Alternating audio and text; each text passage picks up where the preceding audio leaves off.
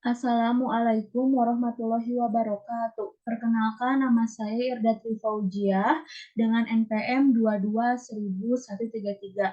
Kali ini saya akan menjelaskan materi menulis dan menerbitkan kertas ilmiah di jurnal internasional.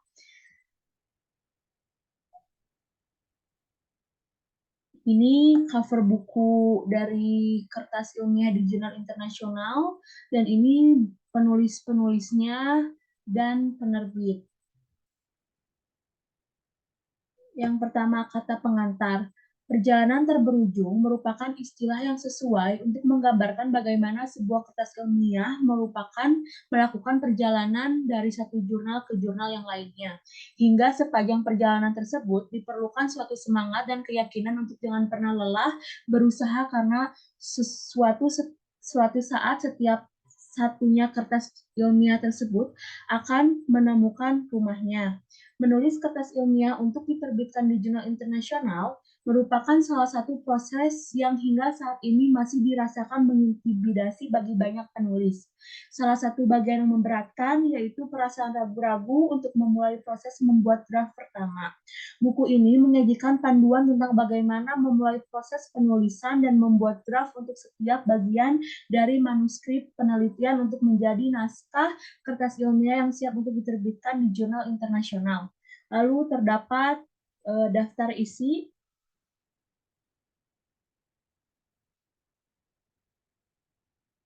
dan masuk ke materi, yaitu yang pertama slot 1, The Beauty of Publication Journey. Transformasi yang pertama sumber penulisan kertas ilmiah, yang kedua berawal dari proposal penelitian, dan yang ketiga Mirror to Start, yaitu refleksi proposal penelitian hingga laporan dalam manuskrip kertas ilmiah. Yang Empat, karakteristik kertas ilmiah, yaitu tipe penerbitan utama di jurnal internasional. Dan yang terakhir, perjalanan sebuah proposal penelitian menuju kertas ilmiah yang diterbitkan di jurnal internasional. Dan ada sumber-sumber penulisan kertas ilmiah. Yang pertama itu adanya ekstrak laporan penelitian, tesis, makalah, dan manuskrip jurnal. Sebelum menulis jurnal, penulis harus sudah memiliki data untuk membuat manuskrip, baik tesis maupun makalah, dan telah melakukan penelitian pada subjek yang akan dibuat jurnal. Yang kedua, proses penulisan manuskrip jurnal, yaitu identifikasi dahulu tujuan yang akan Anda tulis dalam artikel. Yang ketiga, beberapa contoh tujuan penulisan artikel, antara lain ada 6 contoh di sini. Yang pertama, pelaporan hasil proyek, misalnya seperti penelitian atau penemuan penelitian. Yang kedua, ada deskripsi komponen yaitu sebuah proyek dan hasilnya, misalnya training dan pelatihan. Yang ketiga ada analisa multiproyek, yang keempat ada tinjauan literatur, dan yang kelima ada analisis kebijakan artikel konseptual, dan yang keenam ada surat untuk editor. Lalu berawal dari proposal. Apa sih proposal itu? Proposal merupakan suatu program kegiatan yang sifatnya berbagai usulan. Proposal merupakan usulan tertulis untuk melakukan suatu kegiatan yang ditujukan kepada pihak tertentu. Dan fungsi proposal adalah sebagai bahan pertimbangan bagi pihak luar dalam memberikan partisipasi akan suatu kegiatan. Proposal disebut pula dengan usulan kegiatan. Proposal disusun apabila kita hendak melakukan sebuah kegiatan dan kegiatan itu perlu mendapat persetujuan dari donatur. Usulan di dalamnya tersebut perlu diterangkan segala rencana yang akan dilakukan dengan jelas dan selengkap-lengkapnya. Lalu ada syarat-syarat penyusunan proposal. Yang pertama itu memiliki struktur dan logika yang jelas. Yang kedua, hasil kegiatan itu harus terukur. Gunakan angka-angka yang pasti dan bukan perkiraan. Yang ketiga, rumuskan jenis kegiatan secara jelas, inovatif, dan terperinci, serta yang betul-betul dapat dikuasai atau dikerjakan. Yang keempat, adanya hubungan dengan kegiatan dan dengan dana yang diperlukan harus rasional, tidak mengada-ngada. Lalu ada sistematika proposal. Yang pertama, proposal untuk penelitian ilmiah ada latar belakang. Pembahasan dalam latar belakang masalah. Pembahasan dalam latar belakang masalah ini bermaksud membeberkan alasan munculnya masalah. Yang B, perumusan masalah, yaitu menyatakan secara tersurat atas masalah-masalah penelitian, bentuk kalimatnya, dan menghendaki jawaban yang berupa penelitian. Yang C, ada tujuan penelitian. Rumusan tujuan penelitian ini menyajikan hasil yang ingin dicapai setelah penelitian selesai dilakukan. Oleh sebab itu, rumusan tujuan harus konsisten dengan rumusan masalah dan mencerminkan pula proses penelitiannya. Yang D, ada asumsi. Asumsi berfungsi sebagai titik tangkal penelitian. Asumsi dapat berupa teori, dapat pula berupa pemikiran peneliti itu sendiri. Asumsi itu harus dirumuskan dalam bentuk kalimat deklaratif. Yang E, ada hipotesis. Hipotesis merupakan jawaban sementara terhadap masalah atau submasalah yang diajukan oleh peneliti, yang dijabarkan dari landasan teori atau tinjauan pustaka dan masih harus diuji kebenarannya. Hipotesis harus dibuat dalam setiap penelitian yang bersifat analitis dan hipotesis harus dirumuskan dalam kalimat afirmatif. Yang F, ada metode penelitian. Metode penelitian yang disajikan dalam proposal pendahuluan yang bersifat garis besar. Lalu ada yang G, yaitu lokasi dan sampel penelitian. Selain menyebutkan lokasi dan sampel penelitian, pada bagian ini juga harus disebutkan alasan penelitian dilakukan di tempat dan juga sampel tersebut. Yang H, ada jadwal penelitian.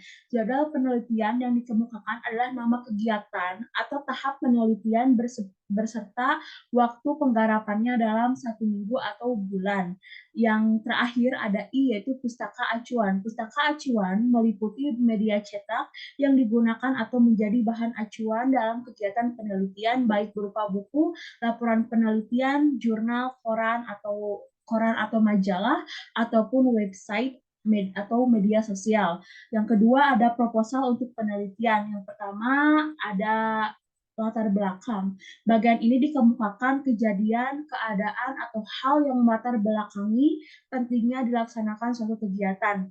Yang B, masalah dan tujuan. Secara rinci dan spesifik, kita perlu menyebutkan masalah dan tujuan penelitian. Rumuskan tujuan tersebut dengan rasional dan persuasif sehingga pembaca tertarik pada tujuan-tujuan tersebut. Yang C, ada ruang lingkup kegiatan, yaitu kegiatan yang diusulkan harus dijelaskan batasan-batasannya dan membatasi ruang lingkup persoalan kegiatan. Lalu di sini ada mirror start to refleksi, yaitu refleksi proposal penelitian hingga laporan dalam manuskrip kertas ilmiah.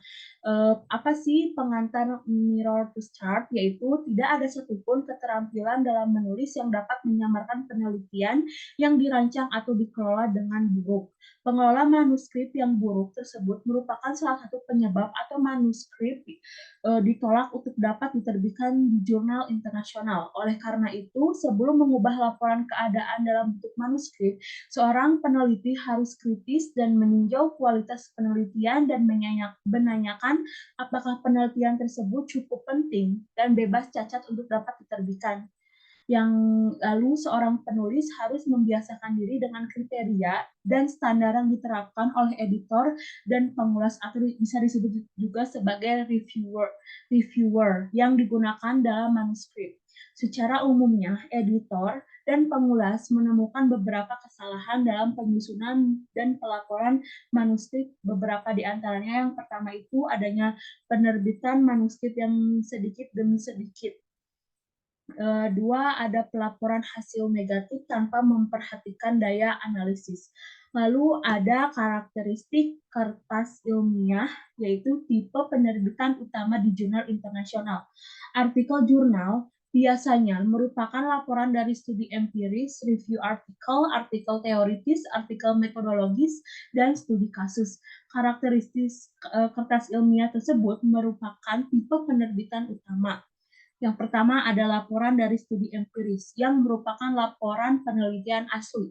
Laporan biasanya terdiri dari bagian yang berbeda yang mencerminkan tahapan dalam proses penelitian dan muncul dalam urutan sebagai berikut. Yang pertama ada pembukaan, ada metode, hasil, dan diskusi.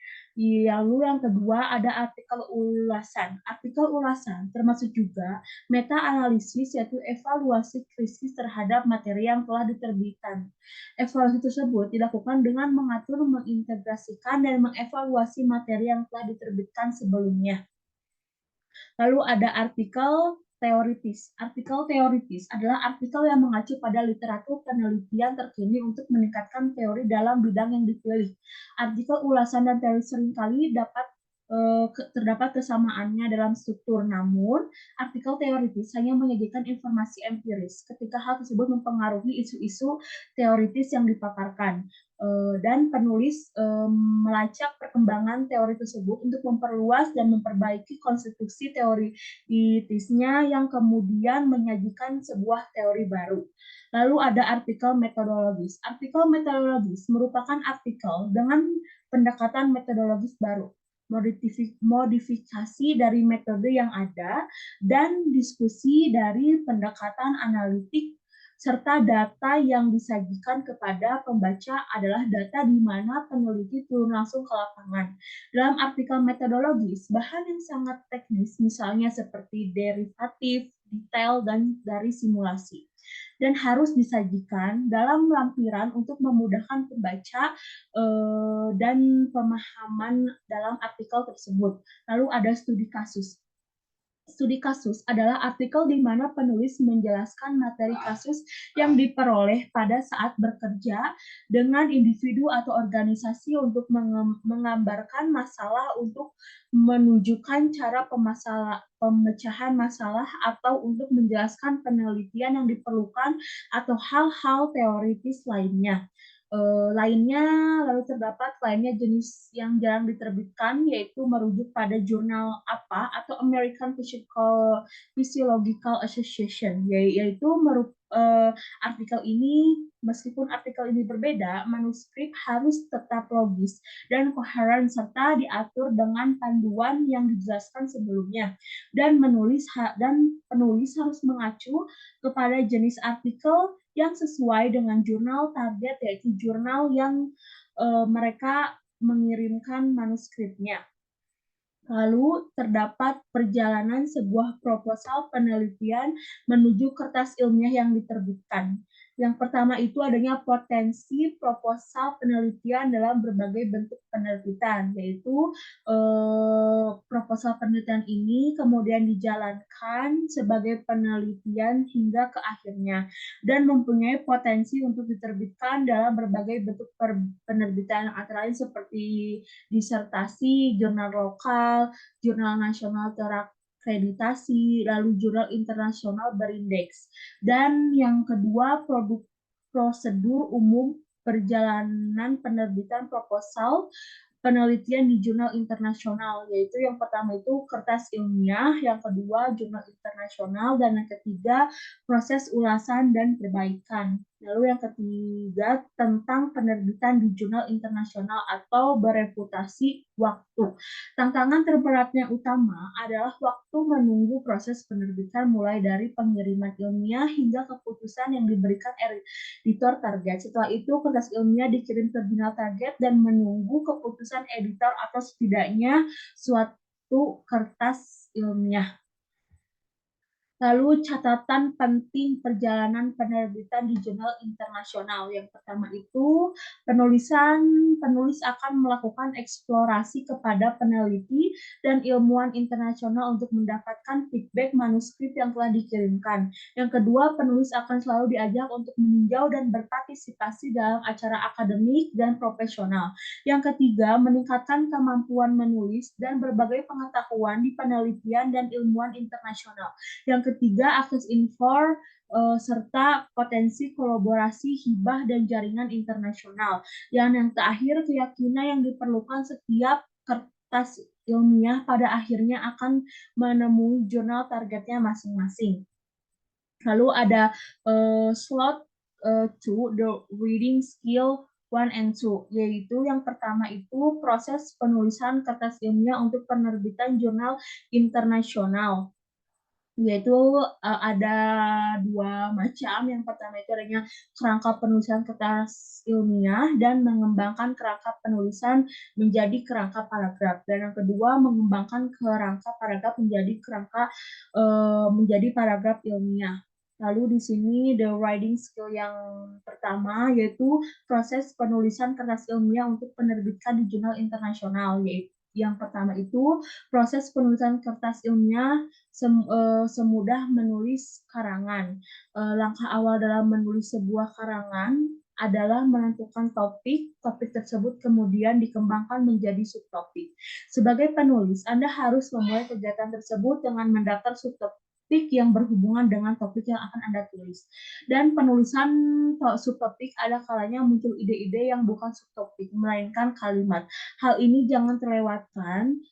Tulis kalimat tersebut yang muncul tiba-tiba itu dan Anda dapat memanfaatkan saat kegiatan penulis yang sebenarnya.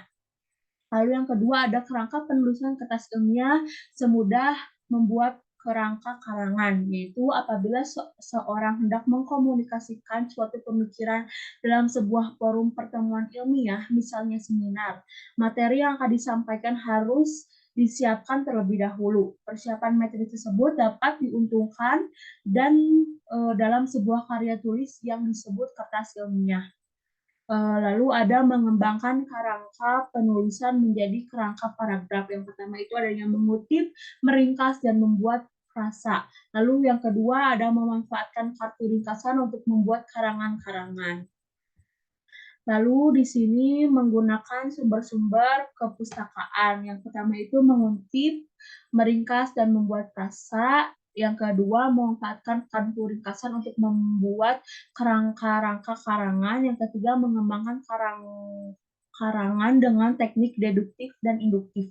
Dan yang keempat, mengikuti urutan pikiran sebuah tulisan. Lalu di sini mengembangkan kerangka paragraf menjadi paragraf ilmiah ini termasuk kepada the writing skill kedua. Apa sih paragraf itu? Paragraf adalah rangkaian kalimat yang saling berhubungan dan membentuk satu kesatuan pokok pembahasan. Lalu ada unsur-unsur paragraf. Yang pertama itu adanya gagasan utama dan kalimat utama. Lalu adanya hubungan unsur-unsur paragraf. Hubungan antar unsur paragraf, terutama kalimat utama dengan kalimat penjelas atau kalimat penjelas lainnya, sering menggunakan kata penggabung atau konjungsi. Contoh konjungsi antar kalimat adalah misal demikian, biarpun, setelah itu, sebaliknya, oleh sebab itu, kecuali, dan lain sebagainya. Lalu ciri-ciri paragraf yang baik yang pertama itu adanya ketetapan pemilihan kata, kelogisan, kekompakan antar kalimat, dan kesatuan gagasan. Lalu ada jenis-jenis paragraf induktif, yaitu yang pertama itu berdasarkan letak kalimat utamanya, yaitu A. Paragraf deduktif, B. Paragraf induktif, C. Paragraf campuran, D. Paragraf deskriptif atau naratif. Yang kedua, berdasarkan letak dalam karangan. Yang A, berdasarkan pendahuluan. Yang B, paragraf penjelas. Yang C, paragraf penutup. Lalu ada lembar kerja. Ini termasuk juga ke dalam the writing skill kedua. Lembar kerja isinya sama saja dengan yang tadi saya sebutkan, yaitu sama saja dengan mengembangkan kerangka paragraf menjadi paragraf ilmiah, itu sama saja isinya dengan lembar kerja. Lalu ada metode BS2 matchmaking, yaitu ini termasuk kepada the scientific paper for International Journal 1, yaitu BS2 matchmaking 1, yaitu adanya browsing, searching, selecting. Selain menulis kertas ilmiah, menulis jurnal target adalah merupakan faktor sukses lainnya untuk dapat menerbitkan di jurnal internasional. Oleh karena itu, diperlukan metode pemertaan kesesuaian atau matchmaking method ala Think Smart Scholar atau TS Scholar, yaitu metode BS2 atau Browsing, Searching, dan Selecting. Lalu ada BS2 Matchmaking 2, yaitu menelusuri. Setelah menelusuri, maka proses Persiapan seterusnya dari proses persiapan draft awal kertas ilmiah adalah searching atau mencari dan selecting atau memilih. Mencari dan memilih dapat dilakukan dengan mencari kecocokan abstrak jurnal atau mencari jurnal berdasarkan namanya yang persyaratannya sesuai untuk penerbitan sebagaimana ditentukan dalam panduan jurnal untuk penulis atau instruction to author. Panduan tersebut biasanya dapat ditemukan di website atau homepage jurnal.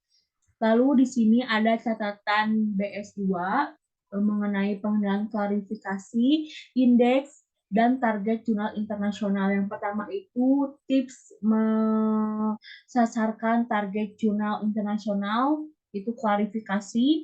Yang kedua, tips mensasarkan target jurnal internasional yaitu indeks. Dan ketiga, tips melakarkan kerangka kertas ilmiah dengan merujuk target jurnal internasional yaitu umum. Dan yang keempat, tips melakarkan kertas ilmiah dengan merujuk target jurnal internasional ada pendahuluan dan isi. Lalu yang lainnya ada scope atau ruang lingkup, ada juga judul, lalu ada abstrak. Dan ini daftar pustakanya. Mungkin itu saja yang dapat saya sampaikan. Mohon maaf apabila ada kesalahan dalam penyampaian. Wassalamualaikum warahmatullahi wabarakatuh.